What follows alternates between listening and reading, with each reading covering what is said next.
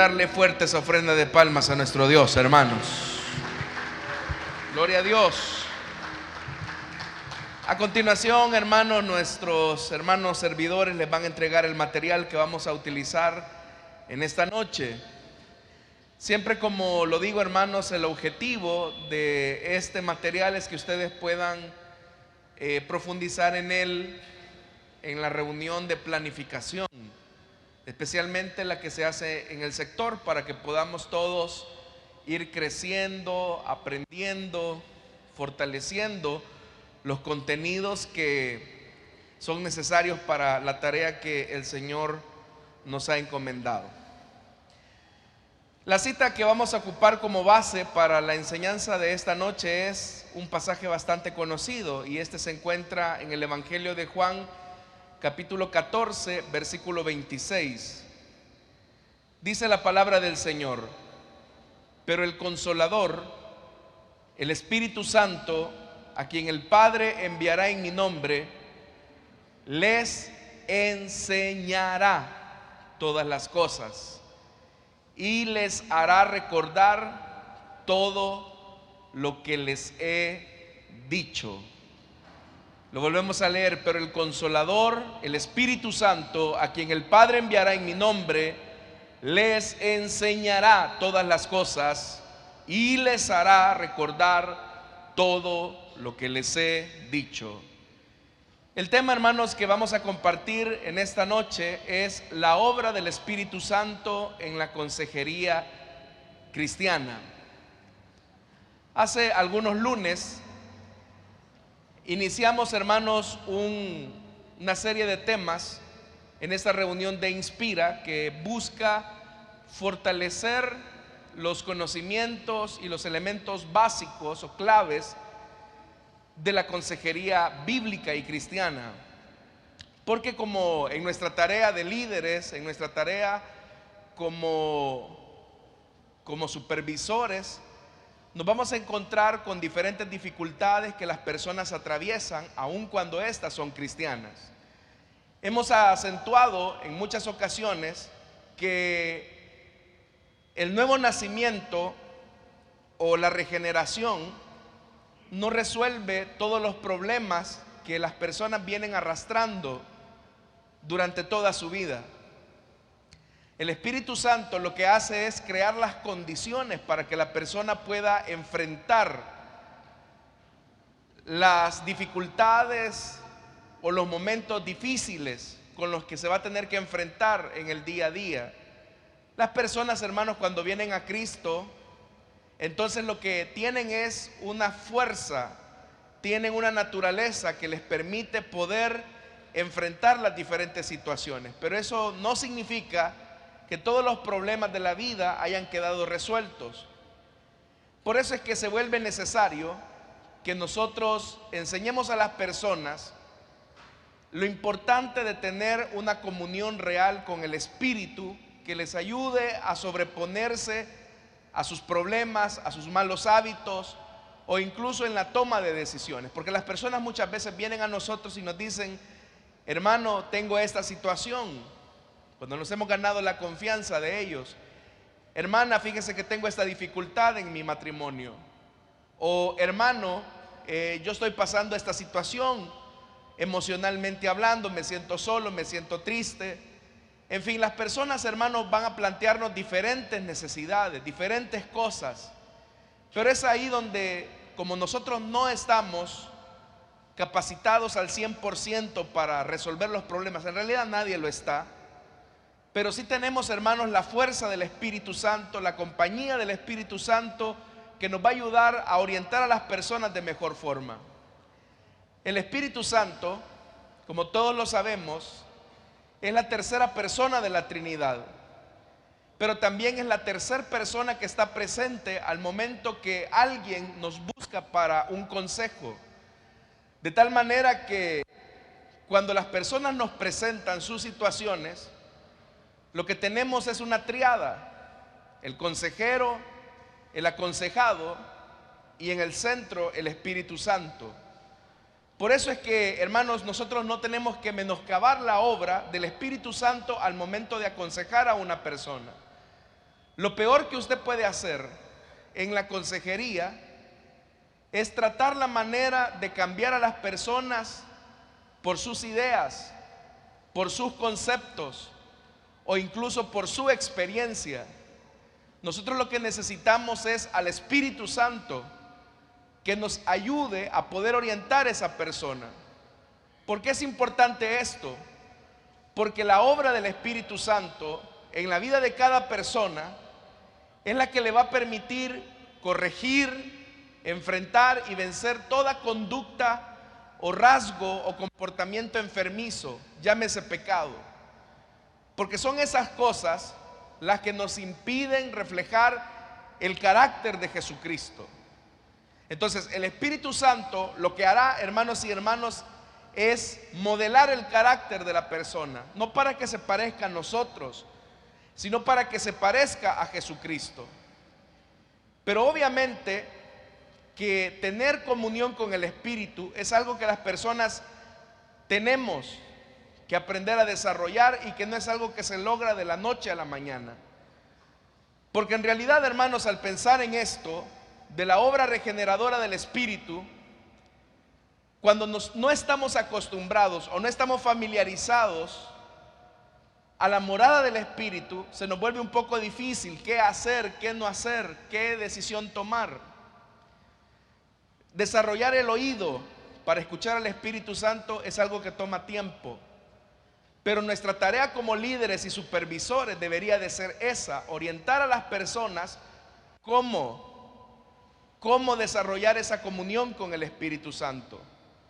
Por eso, hermanos, es que es importante que la célula se convierta en una comunidad de discípulos que acompañe a todos sus miembros a superar sus deficiencias personales, pero no a través de la religión, no a través de las experiencias humanas, no a través de consejos humanos, sino que desarrollar esa tarea de acompañamiento y de consejería guiados por el poder del Espíritu Santo cuando aplicamos efectivamente la palabra de Dios. No estoy diciendo, hermanos, que cuando las personas vienen a nosotros les vamos a comenzar a citar necesariamente un montón de pasajes de la Biblia, solamente para demostrarles a ellos que sabemos mucho de la palabra de Dios. Es que el Espíritu Santo es el que va a ir acomodando la palabra de Dios en la persona. ¿Y quién va a cuestionar la autoridad de la palabra de Dios? Si es el mismo Espíritu Santo quien la inspiró. Pero por eso, hermanos, es que nosotros como líderes y supervisores debemos hacer de las células una comunidad de discípulos. Una comunidad de discípulos llenos del Espíritu Santo. ¿Por qué cree usted que es tan importante que nuestros líderes sean bautizados con el Espíritu Santo? Porque no es lo mismo hacer la obra del ministerio de evangelización con nuestras propias ideas, a que las hagamos con el poder del Espíritu Santo. Entonces, hermanos, ¿a dónde tiene que ir apuntando el líder cuando escucha los problemas de las personas? ¿A dónde tiene que ir orientando el supervisor cuando se enfrenta a situaciones difíciles en las familias, con los jóvenes, con las mujeres de su sector? El supervisor, el líder, debe de tratar la manera de hacer una evaluación de esa persona para saber cómo está su comunión con el Espíritu Santo. Le voy a decir algo: si los cristianos aprendiéramos a desarrollar comunión con el Espíritu Santo, no habría necesidad de consejerías bíblicas. Nadie tendría que buscar consejos, porque el Espíritu Santo que mora dentro de nosotros nos indicaría qué hacer. El Espíritu Santo nos diría qué no hacer. Eso es lo que hace diferente el evangelio de una religión. Porque en una religión usted tiene que decir a la gente: mire, no haga esto, mire, deje aquello, mire, no se mueva, mire, por favor, deje esto, ya no diga lo otro, ya no ocupe ese buen lenguaje. Y las personas, con tal de ser parte de la comunidad o ser parte de una organización, comienzan a seguir lo que le dicen. Pero eso lo único que va a hacer es un religioso, porque en esencia la estructura, la conducta, el comportamiento no habrá cambiado. Entonces, para desarrollar una comunión con el Espíritu, tenemos que hacernos la pregunta: ¿quién es el Espíritu Santo? ¿Y cómo desarrollamos una comunión sincera con Él? Lo primero que tenemos que decir es que el Espíritu Santo es una persona, no es una fuerza. El Espíritu Santo tampoco es una idea. El Espíritu Santo es una persona. Es una persona porque piensa, es una persona porque siente y es una persona porque decide. Hay seres espirituales, hay seres vivos que no tienen un cuerpo, pero son personas. Por ejemplo, los ángeles no tienen cuerpo, pero tienen personalidad, son personas, tienen una personalidad. Los seres espirituales, Dios mismo, Dios Padre, no tiene cuerpo, pero sabemos que es una persona. Entonces, el Espíritu Santo es espíritu, pero es una persona. Y es una persona que ha venido a morar dentro del creyente el día que decidimos creer y poner nuestra confianza en Él. Quiero preguntarles algo: ¿cuántos tienen al Espíritu Santo dentro de sí? Vea eso que acabo de preguntar. ¿Y por qué es tan importante que nosotros comprendamos esto? Ezequiel dice: infundiré mi espíritu en ustedes, es decir, que Él lo va a soplar. Infundiré mi espíritu en ustedes y haré que sigan mis preceptos y obedezcan mis leyes. Lo que la fuerza de voluntad no puede hacer en la vida de una persona, el Espíritu Santo nos da el poder para hacerlo. Entonces, ¿cómo una persona va a cambiar sus rasgos de conducta enfermizos? ¿O cómo una persona va a tomar una decisión sabia ante una situación de la vida? Si aprende a tener una comunión con el Espíritu Santo. Es más, el apóstol Pablo, cuando escribe su carta a los Corintios, hace una pregunta. Y es una pregunta que tenemos que hacérnosla día con día.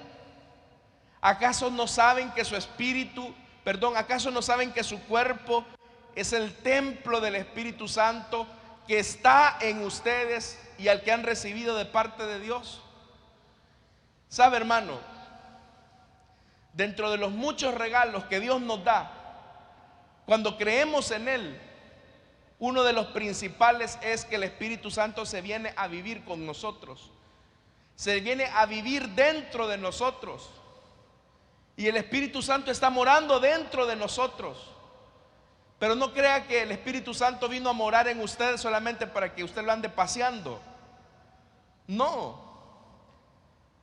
El Espíritu Santo ha venido a usted porque Él lo orienta. Él quiere orientar su voluntad, Él quiere orientar sus pensamientos, Él quiere orientar sus sentimientos, su voluntad, para que se parezca al Hijo de Dios. Entonces, como Él es el que orienta, en el Nuevo Testamento al Espíritu Santo se le identifica como el Paracleto. En griego esa es la palabra, Paracleto. ¿Y qué es un Paracleto? ¿O qué era un Paracleto? En el Nuevo Testamento, Paracleto se le llamaba a una persona que cuando estaba siendo acusada en un tribunal, estaba ahí como una persona que lo estaba animando al acusado, una persona que hasta cierto punto estaba asesorando al acusado, es decir, que lo estaba orientando, lo estaba guiando, lo estaba aconsejando. Y también el Paracleto en un tribunal era el que consolaba a la persona, ya sea que el veredicto fuera a su favor o en contra. Esta palabra Paracleto se puede traducir de diferentes formas. Por eso es que también usted en varias versiones de la Biblia va a notar que cuando ahí dice el Consolador vendrá a nosotros y nos guiará, esa palabra puede ser traducida como abogado, esa palabra puede ser traducida como consolador, pero también esa palabra puede ser traducida como consejero. Todas esas traducciones son válidas. Para que tengamos una idea de cómo el Espíritu Santo cumple esa función dentro de nosotros, el Espíritu Santo, en su tarea de paracleto, nos consuela en forma de exhortación, con miras a superar una pena o dejarla de lado. De repente usted se siente muy mal por todo lo que ha hecho, tal vez por una mala decisión que tomó, usted ya le pidió perdón a Dios y el Espíritu Santo le dice: hey, tranquilo, hombre, ya el Señor te perdonó, recibe mi paz, recibe mi tranquilidad. Y el Espíritu Santo nos está exhortando a que superemos una pena del pasado, porque el diablo siempre va a estar ahí para recriminarnos algo. Pero también el Espíritu Santo nos puede exhortar: hey, hey, hey, ¿qué estás haciendo? ¿Por qué estás viendo lo que no tenés que ver? ¿Por qué estás teniendo esta conversación? ¿Por qué estás haciendo esto o aquello? El Espíritu Santo nos exhorta. Entonces, yo no puedo estar con usted, hermano, usted tampoco puede estar con los hermanos a la hora de una tentación, a la hora de una prueba, necesariamente. Pero el que siempre va a estar ahí es el glorioso Espíritu Santo. Entonces, el Espíritu Santo también, en su función de paracleto o de consolador, nos afirma en nuestra identidad como hijos de Dios. El Espíritu Santo, dice la Biblia, da testimonio a nuestro espíritu de ser llamados hijos de Dios. De repente viene el diablo y le dice, y el diablo puede usar hasta nuestros familiares: no, hombre, si vos no sos nada, no, hombre, si vos sos la pantalla, vas a hacer allá en la iglesia, no, hombre, ¿para qué vas si vos por gusto? Eso no es para vos. Pero de repente viene el Espíritu Santo y le dice: no, hijo, no escuches eso, esa es la voz del enemigo. Tú eres mi hijo amado, Cristo murió por ti en la cruz, tus pecados han sido perdonados. Y el Espíritu Santo comienza a afirmar nuestra identidad. O de repente, hermanos, recuerdo platicando con una muchacha que tenía tentaciones hacia las mujeres, y ella me decía: mira, hermano, fíjese que a veces se me cruzan pensamientos, pero de repente oigo una voz, me dice, que yo no sé, me dijo, me asusta a veces, que me dice: tú eres mujer, te diseñé como mujer, mi regalo que te di a ti fue de feminidad.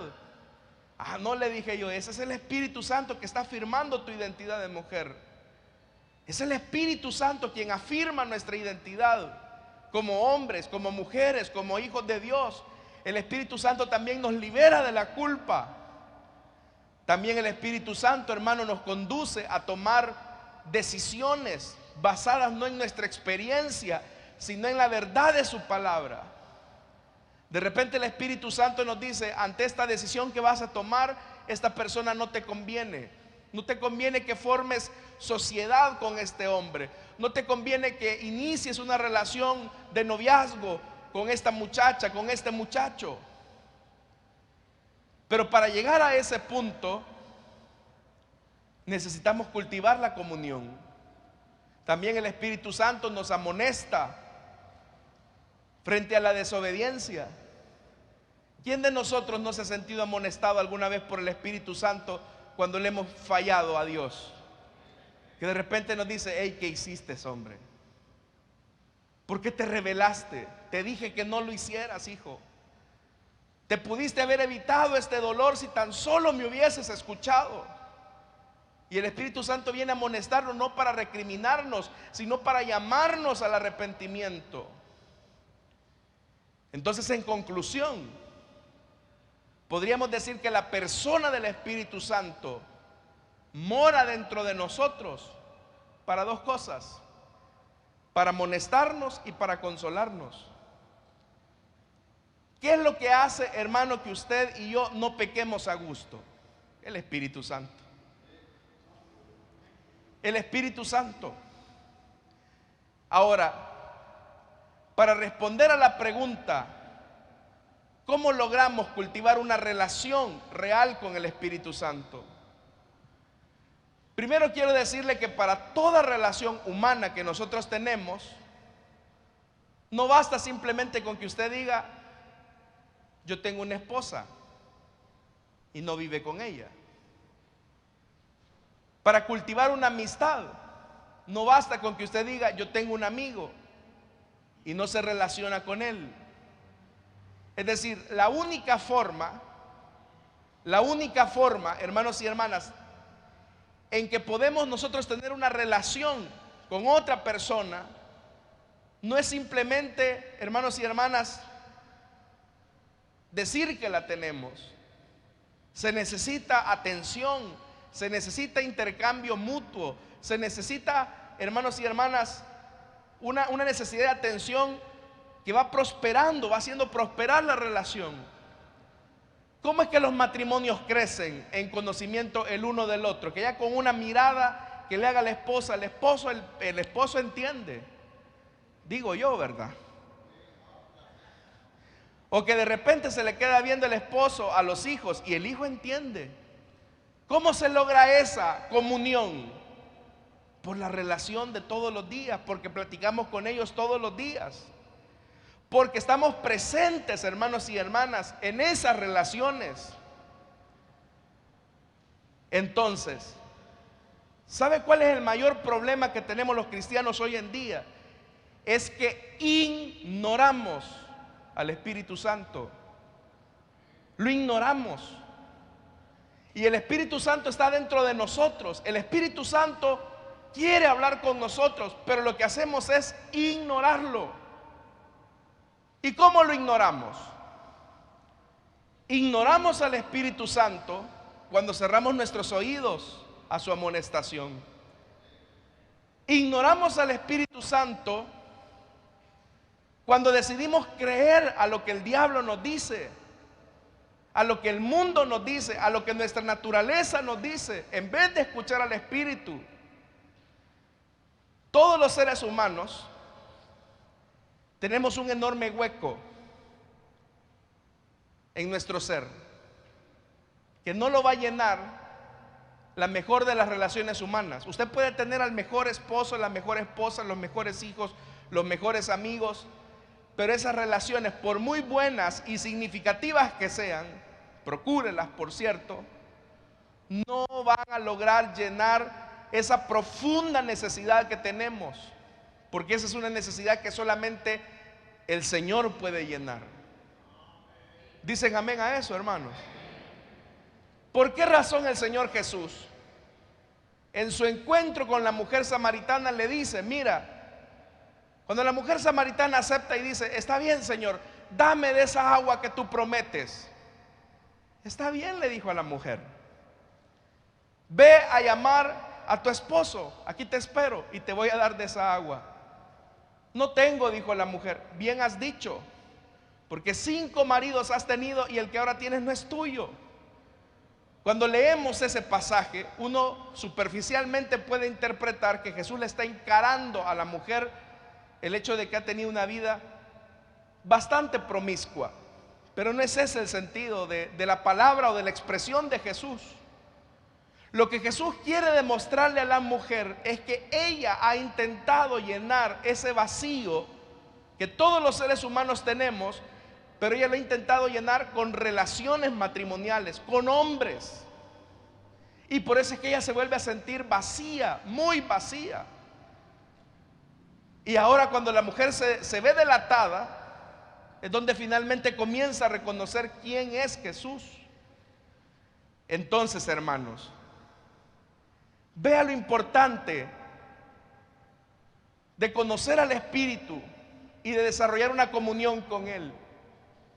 ¿Qué nos impide desarrollar una comunión auténtica con el Espíritu Santo? ¿Por qué nos cuesta, aun cuando hemos nacido de nuevo, por qué nos cuesta desarrollar una relación con el Espíritu Santo? Bueno, en primer lugar, nuestro pecado y el pecado que nos rodea destruyen de por sí la comunión con Dios y nos impulsa a huir de Él. Cuando el hombre pecó, ustedes saben que el hombre huyó, se escondió. Y las personas, hermanos y hermanas, cuando enfrentan un problema personal, huyen de Dios. Y los cristianos muchas veces, tristemente, aunque tienen problemas en su vida personal, al que menos buscan es al Señor. Al que menos buscan es al Espíritu. Pero tenemos que entender que fuimos diseñados para deleitarnos en nuestro Creador. Hermano, nuestro Dios es tan hermoso, tiene tanta belleza, que por eso es que Él se va revelando a nosotros poco a poco. Entonces, esa belleza que el Señor ha demostrado debe de ser para nosotros un deleite. ¿Cuántos se deleitan, hermanos y hermanas, estando acá en la casa del Señor? ¿De verdad cuántos se deleitan? En el deleite que encontramos en el Señor, la Biblia dice algo importante: deleítate a sí mismo en el Señor.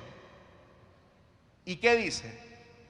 Y Él te concederá las peticiones de tu corazón. Cuando usted se siente triste y abrumado y se deleita en la presencia del Señor, el Señor viene a consolarlo. Cuando usted se siente debilitado y se deleita en la presencia del Señor, el Señor lo fortalece. Todo eso, hermanos y hermanas, nos habla de nuestra inherente necesidad de conectarnos con el Señor para encontrar en su presencia su poder, su consuelo, su fortaleza. Entonces, es verdad que cuando hemos tenido una conversión, cuando nacimos de nuevo, hemos sido rescatados de las consecuencias condenatorias del pecado. Es verdad que cuando el Señor nos perdona de nuestros pecados y nos da la herencia de salvación, obviamente que ya no vamos a condenación. Pero aparte de ese valor que es rico, el Señor lo que ha hecho es restaurar nuestra comunión con Él. Ya no hay nada que nos impida podernos relacionarnos con un Dios que es santo. Si el Señor nos ha perdonado, si nuestros pecados han sido lavados, hermanos y hermanas, ahora nuestra relación, nuestra comunión con Dios está restaurada. Entonces, el mundo a nuestro alrededor está roto, nosotros estamos rotos, y esa ruptura ha afectado tanto cada parte de nosotros que incluso nuestro anhelo de relacionarnos con Dios se ha visto fracturado. Pero que el Espíritu Santo haya venido a morar en nosotros nos ayuda a relacionarnos con Dios, con el Padre, con el Hijo y con el Espíritu Santo. Entonces, una vez, hermanos,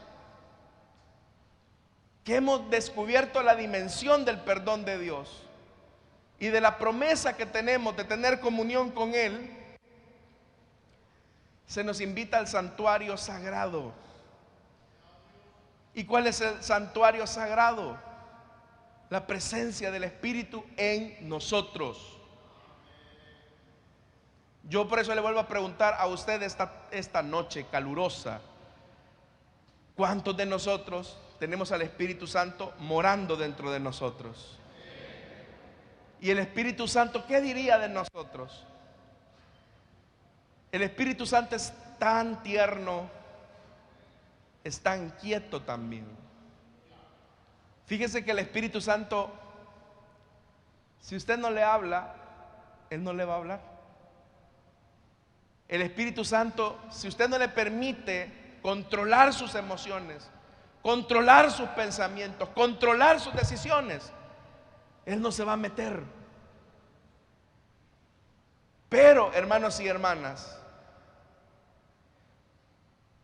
si hay algo que impide su morada es el pecado. Y es verdad, hermanos, que cuando venimos a la oración, ustedes oran, hermanos. Bueno, los felicito a los tres que fueron sinceros. Yo sé que los demás es porque no quieren exhibirse. No, son bromas. ¿Cuántos oran, hermanos? Bueno, los que oramos no, los que no hacemos monólogo. Porque es fácil hacer monólogo y eso no es oración. Cuando de verdad oramos y buscamos el rostro del Señor, dígame si no es cierto que el Espíritu Santo comienza a revelar un montón de porquerías que hay dentro de nosotros. Un montón de cosas que no están bien, sentimientos negativos hacia otros, pensamientos que hemos cultivado, acciones u omisiones. Pero así como el Espíritu Santo, como mora dentro de nosotros, comienza a revelarnos lo descompuestos y los rotos que estamos, esa luz que ilumina nuestro ser interior revela que Él desea estar con nosotros. Y para poder profundizar en esa relación, el Espíritu Santo nos dice: mira, hija, yo quisiera usarte más, pero tienes que quitar el chisme de tu vida. Tienes que quitar los malos sentimientos, el rencor. Mira, hijo, yo te quiero prosperar en todo, pero tienes que quitar tu codicia de las mujeres. Tienes que quitar tus habladurías. Tienes que quitar esos sentimientos negativos. Quítalos. ¿Por qué el Espíritu Santo revela eso? ¿Por qué el Espíritu Santo hace eso? Eso nos lleva a otra pregunta, y es: ¿cómo obra el Espíritu Santo en la consejería, en la orientación?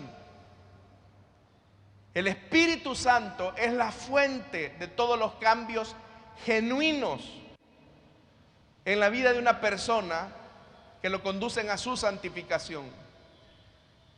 Ya le dije, ¿verdad? De repente viene alguien y le dice: mira, hermano, yo quiero decirle que yo tengo mucho resentimiento hacia mi papá, y eso no me permite disfrutar mi servicio ni disfrutar mi comunión con el Señor. Aconséjeme, hermano líder, ¿qué puedo hacer? Entonces usted viene y lo primero que le pregunta a esa persona es: ¿cómo está su comunión con el Espíritu Santo? Cada vez que usted piensa en su papá, que piensa en él, ¿qué le dice el Espíritu Santo? Porque la Biblia dice que uno de los frutos o una característica del fruto del Espíritu Santo, hermanos y hermanas, tiene que ver con el dominio propio. Y el dominio propio se aplica no solamente para los temas de los pecados, sino que el dominio propio de la ira, el dominio propio del enojo, que son los que producen el resentimiento. Usted le puede decir a la persona, como puede hacer un terapeuta: vaya, mire, vamos a hacer esto. Ponga la foto de su papá y diga: papá te quiero, papá te quiero, papá te quiero, papá te quiero, papá te quiero. Repítalo 10 veces.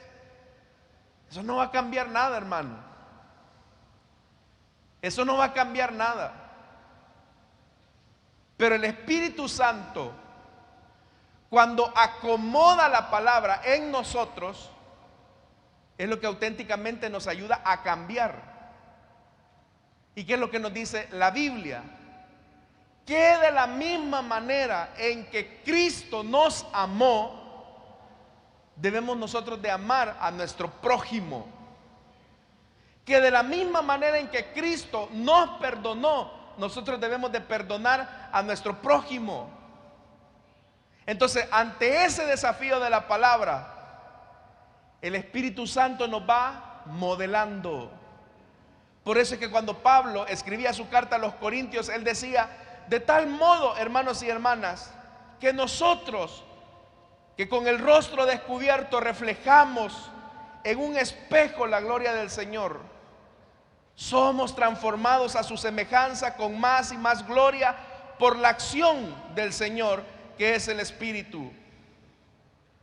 Entonces, ¿cómo obra el Espíritu Santo? ¿Cómo ayuda el Espíritu Santo? Y esto, hermanos, es importante, porque nosotros tenemos que enseñarles a las personas a que el Espíritu Santo vaya modelando el carácter, vaya corrigiendo las malas conductas, los malos hábitos. Quiero que usted entienda algo. Usted ni yo podemos cambiar a nadie. Yo no puedo cambiar a nadie. No hay psicólogo, no hay terapeuta que pueda cambiar un rasgo de conducta enfermizo y pecaminoso de la vida de una persona. No hay consejero que le pueda dar un consejo certero para tomar una decisión tan importante en la vida que no sea el Espíritu Santo. El Espíritu Santo sí puede cambiar a una persona. El Espíritu Santo sí le puede ayudar a tomar una buena decisión. Entonces, ¿cuáles son los medios de gracia que el Espíritu Santo utiliza para que una persona progrese y madure espiritualmente? ¿Qué es la meta de todo cristiano? La meta de todo cristiano es que progresemos y maduremos. Entonces, ¿cuáles son los medios de gracia? El Espíritu Santo, número uno, utiliza el ministerio de la palabra. Él utiliza la palabra que Él mismo inspiró. La Biblia no es un libro más, hermanos. La Biblia no es un cuento de hadas. La Biblia es la palabra de Dios. Y lo que Dios espera que nosotros mejoremos o cambiemos está en la Biblia. ¿Y cómo se traduce esto? Cuando una persona escucha una predicación de la palabra, cuando una persona tiene una lectura devocional de la Biblia. Por ejemplo, una persona que es enojada, es mecha corta, no puede decir, es que yo así soy. Pero ¿qué dice el Espíritu Santo por medio de la Biblia? Hermano, ¿qué dice la Biblia? Mire, hermano, fíjese que a mí si me hacen algo, yo sulfuro. Yo me recuerdo a un hermano que cada vez que se enojaba se le saltaban los ojos, hermano, de lo bravo que estaba. Y el rostro, como era chelito, alto, cuando se enojaba, hermano, no era nada que hubiera echado chile perro bravo, que calienta bastante. Se ponía rojo y los ojos saltados. Y cuando él se enojaba, botaba cosas, decía cosas hirientes. Pero en una ocasión me decía, mire, hermano, es que yo ya no sé ni cómo controlarme. ¿Sabe por qué no se controla? Porque el Espíritu Santo no lo controla a usted, no deja que el Espíritu lo controle. Ah, pues sí, pero es que si lo están molestando, ¿y uno qué va a hacer? ¿Y qué dice la Biblia, hermano? Airaos. ¿Pero qué? Pero no pequéis. Puede ser que usted siente enojo, pero el Espíritu Santo que mora dentro de usted le ha dado dominio propio, le ha dado paz. Así que ejérzala. El Espíritu Santo, como un medio de gracia, utiliza la comunión del pueblo de Dios como identificación de unidad y de amor. El Espíritu Santo, dice la Biblia, que nuestro cuerpo, que es templo y morada del Espíritu Santo, no puede ser utilizado, por ejemplo, para unirlo al cuerpo de una ramera. Uno puede decir, no, si yo me echo esta canita al aire soy yo, no afecto a la iglesia. No es cierto. Lo que tú hagas en privado, en secreto, nos afecta a todos. Porque el día que creímos en Jesucristo, el día que creímos en Él, la Biblia dice que fuimos injertados en el cuerpo de Cristo. Fuimos unidos al cuerpo de Cristo. Por eso es que tal vez usted habrá escuchado cuando su servidor le toca ministrar la cena del Señor, y después de que hemos comido el pan, yo les digo, así como ese cuerpo, así como ese pan ha sido triturado por usted, así el cordero inmolado fue triturado en el madero. Y así como ese pan ahora es parte de usted, ahora por el sacrificio de Cristo, usted es parte del cuerpo de Cristo. Eso habla de la comunión. Entonces, cómo la iglesia, cómo la célula nos puede ayudar a contrarrestar ciertos malos hábitos. Cuando nosotros, hermanos y hermanas, establecemos el principio de los unos a los otros, confesaos vuestras faltas los unos a los otros, orad los unos a los otros. De repente viene un hermano, un jovencito o una joven y dice: hermano, por favor ayúdeme a orar, porque tengo ganas de pecar y no quiero fallarle a Dios. Y viene el hermano y dice: está bien, oremos. Y oran y le dice: bueno, ¿cómo te sientes? Ya me siento un poco mejor. Entonces, hermanos, la comunión con el Espíritu Santo es importante. La oración también es importante. Creo que ahí me hizo falta ese aspecto, que es el de la oración. La oración es importante porque la oración, hermanos y hermanas, nos ayuda a ser pacientes y sumisos. Si tiene esos dos espacios ahí, llene, es pacientes y sumisos. Porque la oración nos enseña a esperar. Cuando oramos, el Espíritu Santo comienza a desarrollar en nosotros la paciencia y la sumisión. Quiero decirle algo: la oración no es para pedir, la oración modela nuestro carácter. Cada vez que usted ora, Dios quiere modelar su carácter. Modelar su carácter. La maduración del cristiano no se alcanza por el tiempo que una persona tenga de pertenecer a la iglesia. Hay gente que piensa que porque es vieja de estar en la iglesia es madura, y a veces son los más inmaduros. Tienen canas, pero si uno los viera con lentes espirituales, son unos recién nacidos en la fe. El apóstol Pablo, escribiendo su carta a los Corintios, él dice: yo, hermanos, no pude dirigirme a ustedes como a espirituales, sino como a inmaduros, apenas niños en Cristo. Les di leche porque no podían asimilar alimento sólido, ni pueden todavía. Y mire lo que la Biblia dice acerca de la inmadurez: pues aún son inmaduros, mientras haya entre ustedes celos y contiendas, no son inmaduros, dice Pablo. Cuando un líder no se lleva con otro líder, o cuando un supervisor no se lleva con otro supervisor y dice: yo voy a sacar mi propio transporte, váyanse ustedes. ¿Qué está demostrando? ¿Qué está demostrando? No, yo no me llevo con los de la otra zona, son ellos, allá ellos. ¿Qué están demostrando? Inmadurez. ¿Acaso no se están comportando, dice, según criterios meramente humanos? Si usted aquí tiene una rivalidad con un hermano, una murmuración contra un hermano, usted es un inmaduro según la Biblia. Entonces, la madurez no la da el tiempo de estar aquí en la iglesia. La carta a los Hebreos dice: en realidad, a estas alturas ya deberían de ser maestros, y sin embargo necesitan que alguien vuelva a enseñarles las verdades más elementales de la palabra de Dios.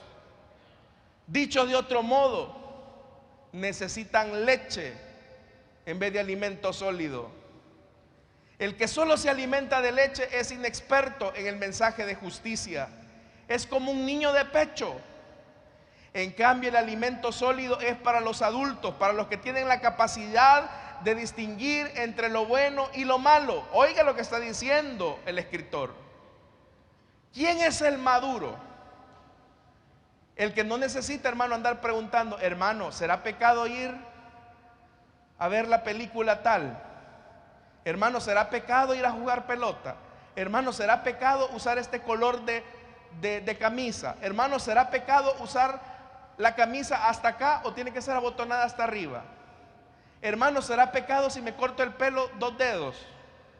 Hermano, ¿será pecado si yo ocupo esto o aquello o hago lo otro? Si usted es así, la Biblia dice que es inmaduro. Pero por eso necesitamos cultivar una relación con el Espíritu Santo. Porque, hermanos y hermanas, al Espíritu Santo nunca lo podremos engañar, nunca le podremos tomar el pelo. El Espíritu Santo siempre nos va a amonestar. Entonces, nuestra tarea como líderes y supervisores, lo primero en el área de la consejería, es que la gente aprenda a depender del Espíritu Santo. Amén, hermanos.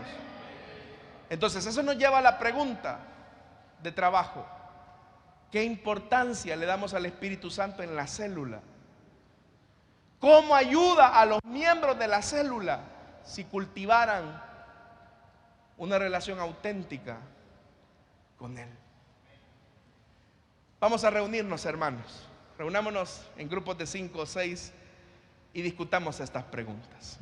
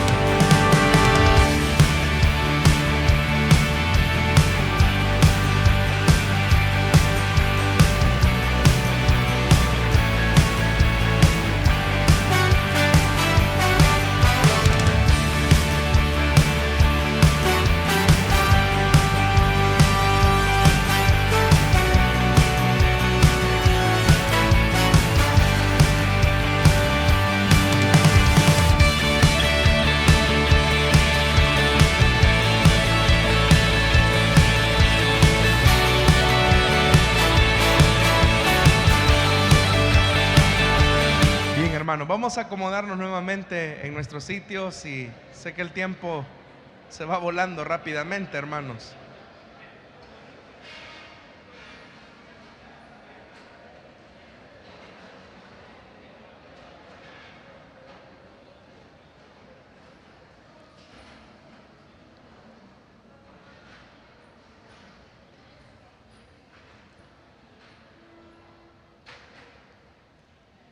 Todos necesitamos del Espíritu Santo, hermanos.